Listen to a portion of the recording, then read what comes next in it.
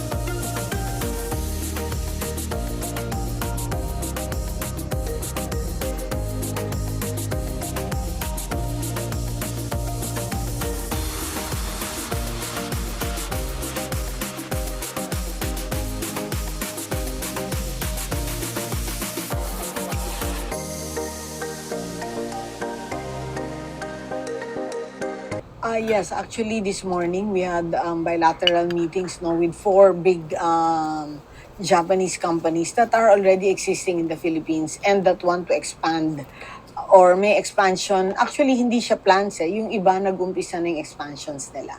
So, I can tell you the names of the companies. Okay, one is the Furukawa Electric Company Limited. Meron silang malaking expansion, no? Actually, we already signed the investment application noong May 2026. So, ongoing na po ito. And then next is Sumitomo Electric. This is in the semiconductors industry, no? Itong si Furukawa Electric Company Limited. And then Sumitomo Electric Incorporated is also in the semiconductors, and they have also given us an amount for the expansion. This is for the construction of a 4,706 square meters new facility. So, ongoing na rin ito. Actually, na-groundbreaking na sila noong May 2026 and the commercial operations will be on April 2027. Then another one is an existing investor sa Philippines, which is the Minibeya Mitsui. Minibeya Mitsumi is again nasa semiconductors industry sila. They pledge a 30 billion peso investment which is started already and will end 2030. They showed that they are confident in the leadership of our President, Ferdinand R. Marcos Jr., and they are also very confident in the economy of the Philippines. So, nag-invest po sila dito. This is ongoing now, and it will provide 3,000 jobs. So, this is again another win for our meetings. No? And then after that is the Tunishi Group Corporation, which is into shipbuilding. Sa Cebu naman po ito. This is together with the Aboitiz Group. And they have also pledged an investment of 10 billion pesos. So, we are just waiting for approval from PRA, and then after that, this should be ready to go. So, we need to continue to build ships here in the Philippines.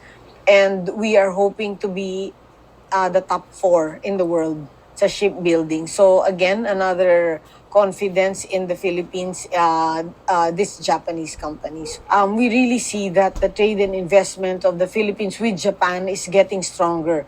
Definitely, just by looking at the numbers, you can really see that the confidence that the Japanese companies have in the Philippines is really there. And the way they are very happy with the service that we give them, with the incentives that we give them, and what the country has to offer for them is actually really very encouraging and enticing for them to keep on expanding and to keep on growing their business in the Philippines. So this was a very productive, fruitful, and maganda po yung meeting na ito because aside from the income that they give the country, it's also the jobs that it provides. So this is a very welcoming actually meeting for all of us.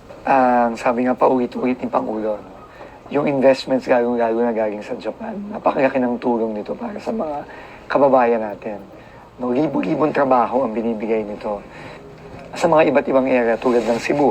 Halimbawa dito sa Minebea Mitsui, ang laking tulong nito sa mga kababayan natin. Laki ng ine-export nating mga iba't ibang mga produkto na gawang Pilipino. So, ang sabi nga ni Pangulo sa lahat ng ahensya, lahat ng support ang dapat nating ibigay. Kaya nga ibigay natin ng mabilis. No? So sa DPWH, kaya yan.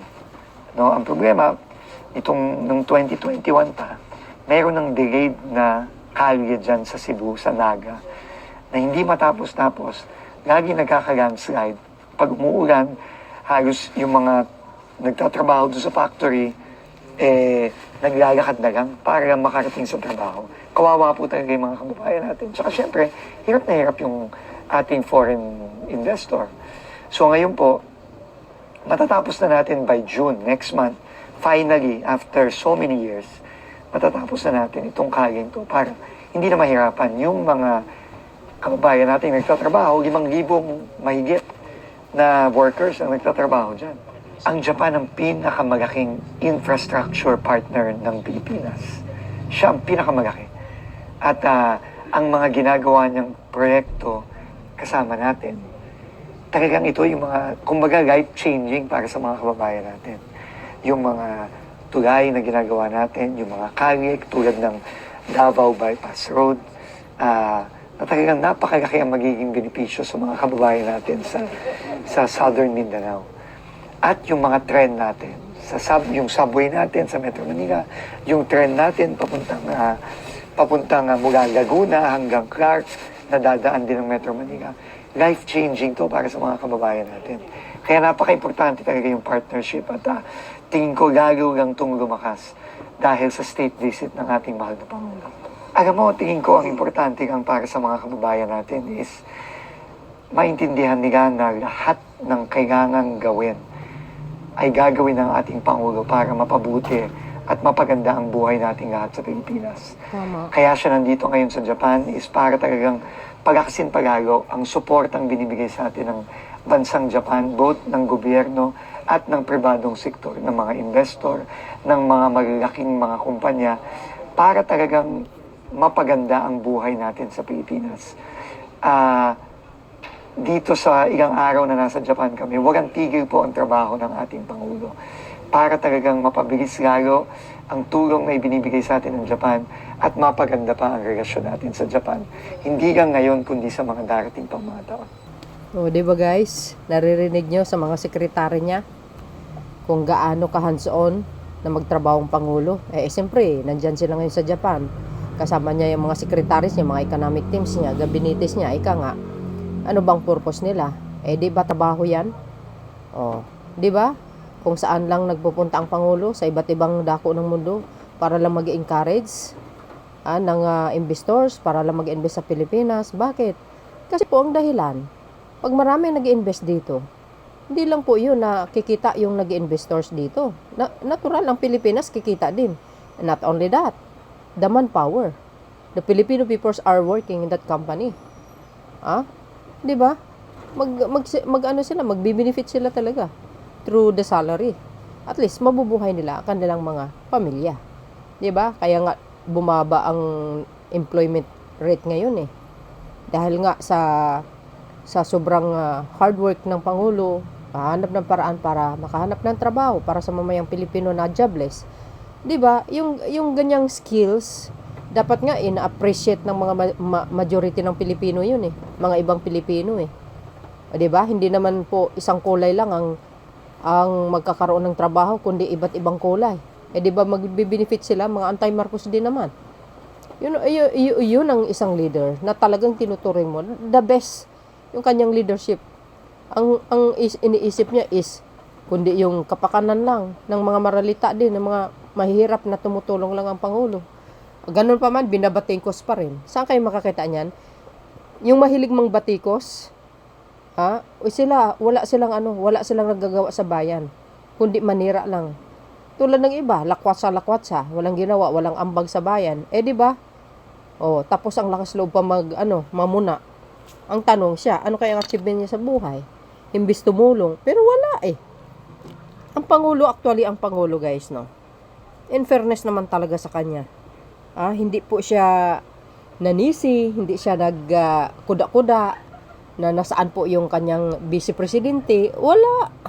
'Di ba? 'Yun ang pinaka the best na pinuno ng bansa. Sabi nga ni Senator Rapi Tulfo, gusto niya talaga kay Pangulo, hindi talaga naninisi. 'Yun ang pinaka the best talaga na nangyayari sa panahon natin ngayon. Yung Pangulo ng Pilipinas, super bait talaga. So, nakaka-overwhelm yung sinasabi ni Secretary Dizon na talagang hard work ang Pangulo. Nakikita naman nyo kung paano magdialogo ang Pangulo. Ayan, 3.4 billion nakuha niyang investment. Ang laking tulong yan. Tapos yung iba nag-expand pa na nag-invest na dito, gustong dagdagan. Saan kayo niyan? May skills ba yung mga ganyang ibang administrasyon? Wala. Kay PBBM mo nyo lang yung makikita, mga kababayan. Walang iba, di ba? Sa totoo lang, never forget yung kanyang napakagaling mamuno. Kaya nga mahal siya ng mga sa iba't ibang bansa eh. Yan na nga lang pumunta ng Japan. Invitation yan guys ng isang emperor. Di ba? Hindi lang yan mga kababayan. Ito pa yung sinabi ng mga ibang gabinitis, ang ibang mga sekretaris niya. Ito na. Makausap ng mga Japanese investors na nandun na sila sa Pilipinas at gusto nyo mag-expand.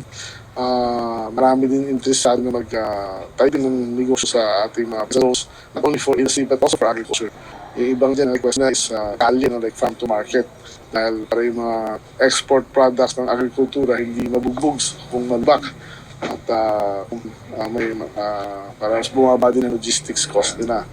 Maganda rin na sa mga roundtable discussion sa mga ibang mga sekretaryo, ibang departamento na sama-sama sa pagpulong sa mga ating mga investors at para mas mapadali ang proseso at mas maintindihan ng ano dapat gawin ng ating pamahalaan para maakit sila talaga at maglagay ng pera ating bansa. Well, Japan has been one of the best trading partners for our country, no?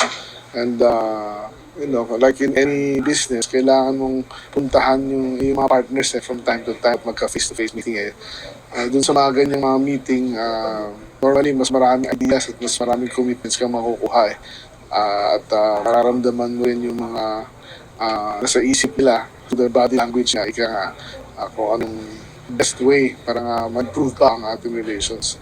Japan is one of our biggest customers and our biggest suppliers also of other products. And kailangan natin ma-maintain ito at palakasin pa.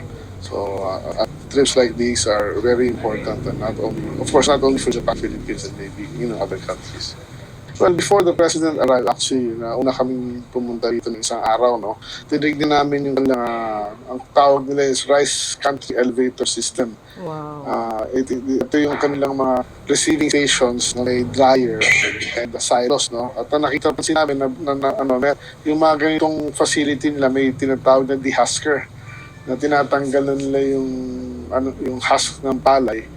I don't know really how you call it sa ano mo tawag sa husk. Yung pangtanggal ng ipa para pag tinatago nila ngayon yung palay na wala na yung ipa, mas maliit yung volume na kailangan ng space for same amount of palay, no? So it's efficiency plus yung drying system nila sobrang modern, sobrang efficient. Yung buong 3,000 ton na silo nila, 5 tao lang nagpapatakbo with dryers and dehusker. So I think that is a model that is very suitable for our country and that is an idea to modernize the National Food Authority. Then meron din kami nakita na cold storage for rice, no? Nakakapagtago sila ng bigas dito for 5 years. Oo, yan pala, ang kanilang national buffer stocking is 5 years. Ganda. Tayo 30 days lang. So it's an eye-opener for us, and definitely we can learn a lot from how they do things. Of course, absorb what's practical sa atin. naka-racking system siya, naka 1-ton bags, tapos up to taas, 20, parang 20-story building eh. So, basically, that is not only puro usap-usap lang with investors, with the government, with the tip is also a lot of traveling, no? Outside the meeting places. Pupunta kami sa field. Hindi araw-araw na nakashoot kami. So, talagang trabaho. Bilang isang world leader, no? Isang world leader na ginagalang hindi lang sa ASEAN, but sa buong mundo. Kahapon nga, halfway sa state visit, nakasecure na ang Pangulo ng additional investment na $3.4 billion dun sa ating high-level roundtable meeting with Japanese businessmen. No? Napakalaking halaga ng 3.4 billion na papasok sa ating bansa bilang investment. Yung additional investment na mag-create, ang pinaka-importante dun yung mga jobs that will be created. Mag-create ng mahigit 10,000 bagong hanap buhay, bagong trabaho sa atin in the short and medium term. No? Pinakamatagal na dun yung 5 years. In the short term, pag maabot ng 10,000 bagong hanap buhay ang i-offer nitong additional investments na to. So doon maramdaman ng ating mga kababayan from expansion sa kanilang negosyo sa Laguna, sa Cebu, all over the country. So hindi lang sa Metro Manila yung expansion. Ito lang yung meeting today, no? And one of them, ang kino-cover nito, wide-ranging businesses, no? From electronics, semiconductor to shipbuilding, no? Yung isang shipbuilding company mag-i-invest na expansion nila sa Pilipinas, and pag natuloy yung expansion nila, that will make us the 4th biggest shipbuilding country in the world after China, Japan, and South Korea. Pang-apat na ang Pilipinas sa paggawa ng barko, pag-repair ng barko in the world, the 4th biggest shipbuilding nation in the world. No? So pag natuloy itong investment, napakalaki talaga. Maraming trabahong madadagdag, maraming income ang papasok sa ating, maraming investment na papasok sa ating bansa. So yung mga ganitong foreign trips, hindi lang to puro ceremonial at marami talagang na ibabalik na benepisyo para sa ating bansa. Ngayong araw na to, punong-puno ang schedule ng ating Pangulo. Nagsimula yung umaga alas hanggang mamayang, I think, 9-10 p.m. No? Matapos yung kanilang ng Prime Minister ng Japan. So, puro trabaho, Pangulo itong the last 2 days. No? So, if I may paraphrase what the President said yesterday in one of his meetings, we do not inherit the future. We create the future. And the Philippines and Japan will be creating a future based on limitless possibilities. At gusto kong bigyan ng kaalaman ng mga kababayan natin na ang state visit, pag ang isang head of state ay inimbita ng emperor and empress, I think this is the highest regard and undertaking for any head of state para maimbitahan ng emperor at empress, and therefore a state visit. Anong significance nito sa kanilang pag-uusap? Yung emperor is very inclined to issues concerning water at being also an environmentalist. And ang Pangulong Marcos ay may ganun din tayong mga sitwasyon at problema sa Pilipinas. So they will be discussing issues on how to discuss environmental issues that pertains also to water, and at the same time mga vulnerabilities natin kagaya ng mga sakuna nakukuha natin on a yearly basis, and how to mitigate the climate change issues na ating pinagdadaanan. I think they have the highest regard sa ating mga Pilipinong mga kababayan. Sa 350,000 na yan, these are really movers and shakers also here in Japan. In fact, ang mga teachers and farmers, gaya nga ng nasabi ni Ambassador Albano about them, at saka yung mga sinabi din ni Pangulo during the Filipino community event. And they have done so much here in Japan in many aspects of their contribution through the past how many years, 20, 30 years here in Japan. And most sought after sila sa kanilang mga chosen disciplines. We are an important partner. Iyan ang tingin ng Japan sa atin, that we are an important partner in these relations, in the global politics, regional and international politics. Malaki ang ambag ng Pilipinas sa mga regional political security issues. Lalo na ngayon, tayo ay chairman ng ASEAN. So, magkakaroon ng summit sa atin sa November at marami mapag-uusapan ng mga issues. And again, and hopefully, kung tayo ay ma-elect as a non-permanent member sa Security Council, marami ho tayong magagawa in this whole geopolitical issues. Marami rin tayong talagang mabe-benefit from this visit.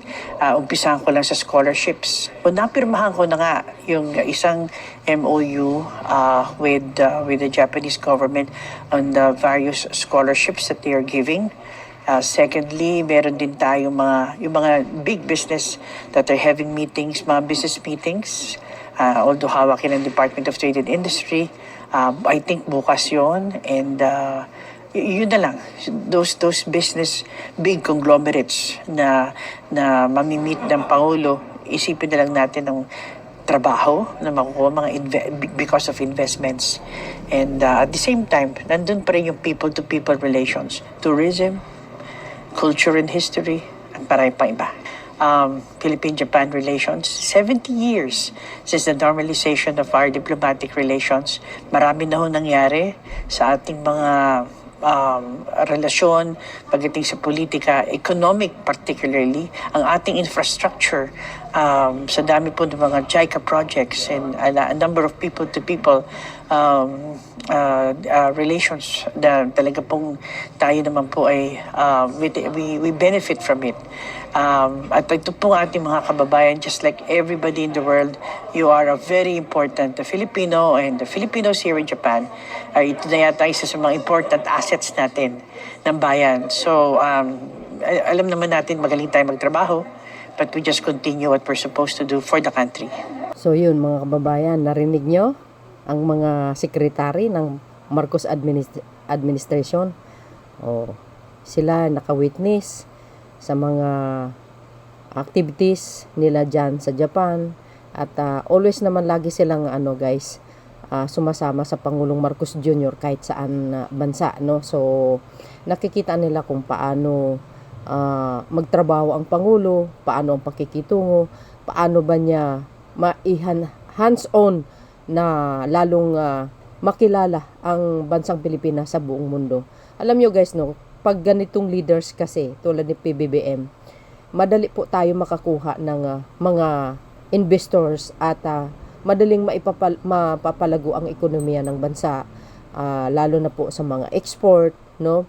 I-introduce mo yung mga produkto ng Pilipinas sa iba't ibang bansa. Napakaganda yung ganitong klaseng pinuno ng bansa talaga, tulad ni PBBM. Alam nyo, sa totoo lang, hindi man tayo eksperto, pero base po sa kita natin sa kalakaran ng kanyang leadership, hindi po malayong gagawin niya ang bansang ito na number 1 sa buong mundo. Kung bibigyan po natin ng pagkakataon ang Pangulong Marcos Jr. na extend ang kanyang termino o gawing prime minister, sigurado ako guys, hahanga talaga ang buong mundo. At dahil dyan, no, pag nakita kasi ng buong mundo ng mga bansa, ang isang bansa na lumalago sa pamamagitan ng pamumuno ng isang leaders tulad ni PBBM, hindi na kailangan na pumunta ng Pangulo sa ibang bansa para mag-encourage ng mga investor. Sila na po kuusa ang pupunta rito. Sa totoo lang, actually, marami naman talaga mga bansa na pumupunta rito para mag-invest, mga kababayan. So, nakikita nyo, sinabi ni Secretary Laurel, kung ga-architect ang mga equipment na pwede natin na gawin dito or gawin or paggawa dito para sa mga magsasaka, magagamit ng lahat. Tulad din ng sinasabi ni Secretary Vince Dizon na talaga naman wow na wow. 'Di ba? Ayan, Secretary ng DFA. Kung paano guys na ang relationship ng isang bansa at saka sa isang bansa tulad ng Pilipinas at Japan ay napakahalaga. 70 years. My gosh, ang Japan talagang the best po 'yan. Magandang partner, one of the best partnership ng bansang Pilipinas ang Japan. Pagdating po sa infrastructure, sa totoo lang, kitang-kita nyo naman kahit hindi nyo naman yun guys na re-research dahil nanonood kayo sa mga gawa ng Japan. Very konkreto, solido ang mga materials sa gawa nila. Ulitin ko na naman, yung Marikina Plant Control kayo, mas mataas ang simento dyan kaysa mga bahay dyan na nakatayo. Di ba? Magaling talaga sila. So yun mga kababayan, ng aking pinaka-latest updates. Saludos tayo sa mga gabinitis, mga sekretaris, and of course, to our beloved President Ferdinand Marcos Jr., the best president ever talaga. Thank you guys for watching. See you again on my next upload. Bye and baboos. God bless Philippines. Bye everyone. Follow me and likes. Bye guys. There's more.